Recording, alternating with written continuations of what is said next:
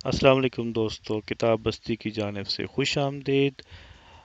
Leadership secrets of the world's most successful C E Os کے part number 2 میں آج آپ کے ساتھ حاضر ہیں۔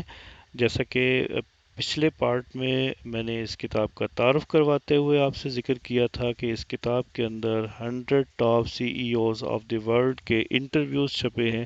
تو آج اس سلسلے میں ہم پہلا انٹرویو آپ کے ساتھ شیئر کرنے جا رہے ہیں، اور جو پرسنالٹی ہمارے ساتھ ہیں، سی ای اوز ہیں جن کا ہم تعارف شیئر کریں گے، ان کا نام ہے ڈینیل پی ایموس۔ ڈینیل پی ایموس ایک انشورنس کمپنی جس کا نام ایف لاک ہے، اس کے پریزیڈنٹ ہیں، چیئرمین ہیں، سی ای او ہیں۔ تو آئیے تھوڑا سا ان کا تعارف آپ کے ساتھ شیئر کرتے ہیں۔ ڈینیل پی ایموس جو ہیں وہ اس کمپنی ایف لاک کمپنی کے چیئرمین آف دا بورڈ ہیں، پریزیڈنٹ ہیں، چیف ایگزیکٹو ہیں۔ انہوں نے اس کمپنی کو as a salesman join کیا تھا، اور پروموٹ ہوتے ہوتے یہ اس کمپنی کے سی ای او بنے 1990 میں۔ 2001 میں اس کے چیئرمین پروموٹ ہوئے، اور پریزیڈنٹ اس کے رہے 2017 جولائی سے لے کے مئی 2018 تک۔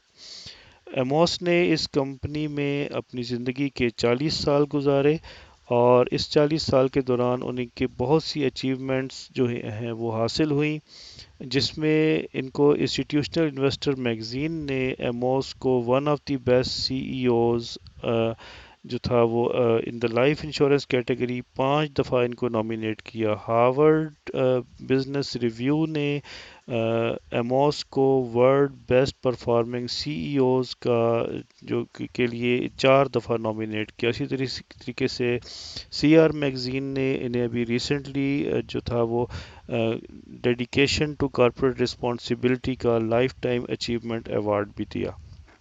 تو جس کمپنی میں ایموس نے 40 سال گزارے، اس کمپنی کا بھی ایک تعارف آپ کے ساتھ شیئر کر لیتے ہیں۔ اس کمپنی کا نام ہے ایف لاک، اور یہ ایبریویشن ہے American family life insurance company کی۔ اس کمپنی کی بنیاد جو تھی وہ رکھی گئی تھی 1955 میں، اور اس کمپنی کو بہت سے ایوارڈ حاصل رہے، جیسا کہ Fortune's 100 best companies to work for کی لسٹ میں یہ کمپنی 20 سال تک آتی رہی۔ اسی طریقے سے فارچونز امریکہ موسٹ ایڈمائرڈ کمپنی کی لسٹ میں 17 سال تک اس کمپنی کا نام رہا، اور اسی طریقے سے ایتھسفیئر میگزین میں as a world most ethical company کے نام سے اس کو 12 سال تک جو ہے وہ نوازا گیا، موسٹ ورلڈ ایتھیکل کمپنیز۔ اور انشورنس کمپنی میں یہ واحد کمپنی ہے جس کو اتنے زیادہ ایوارڈ دیے گئے۔ اس کے علاوہ اور بھی دوسرے ایوارڈ جو کہ یہاں پہ آپ دیکھ سکتے ہیں اس کمپنی کو دیے گئے، جو کہ اس نے 6 سال، 17 سال اور 10 سال تک یہ ایوارڈز حاصل کیے۔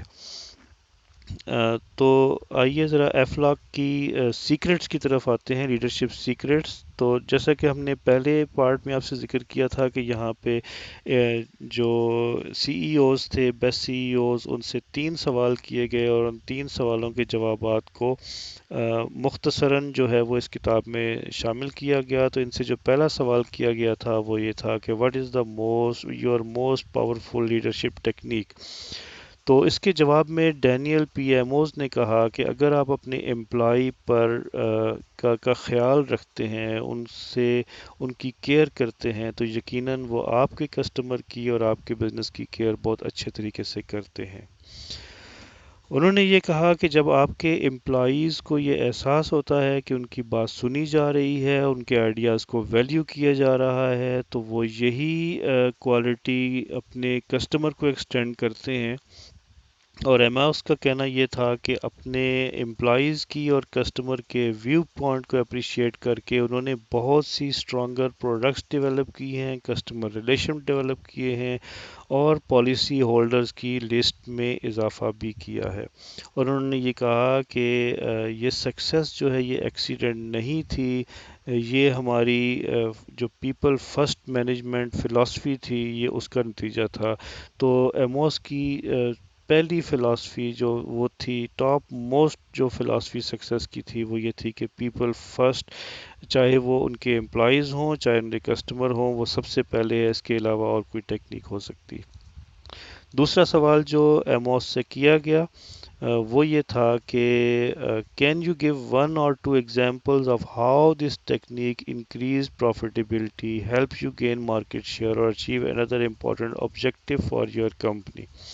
تو اس کے جواب میں انہوں نے جو ایک سچویشن شیئر کی، انہوں نے یہ کہا کہ کافی سال پہلے ہمارے جو ہمارے امپلائیز تھے جو کہ ورکنگ پیرنٹس تھے، انہیں یہ شکایت ہوئی کہ وہ بچوں کی دیکھ بھال نہیں کر پاتے، اس کے لیے ٹائپ نہیں نکال سکتے. تو 1991 میں ہم نے امیجنیشن اسٹیشن جو کہ ایک ڈے کیئر اسٹیشن تھا ہمارے امپلائیز کے بچوں کے لیے، اس کا آغاز کیا. اور یہ اتنا سکسیسفل رہا کہ ہم نے 2001 میں ایک اور امیجنیشن اسٹیشن کھولا، اور اس وقت ہم جارجیا کی سب سے بڑی چائلڈ کیئر پرووائڈر ہم جو ہیں وہ آرگنائزیشن ہے. اس ڈے کیئر فیسلٹی کا فائدہ یہ ہوا کہ پیرنٹس کی لائف میں ایک بیلنس آیا، اور وہ اپنے کام کے ساتھ ساتھ ان کو یہ یقین ہوا کہ ان کے بچے پراپر طریقے سے دیکھے جا سکتے، ان کی کیئر کی جا رہی ہے اور ان کی تربیت بہت اچھے طریقے سے ہو رہی ہے. تو اس طریقے سے انہوں نے اپنا پراپر ٹائم اور فل کنسنٹریشن جاب میں دینا شروع کی. اسی طریقے سے انہوں نے یہ کہا کہ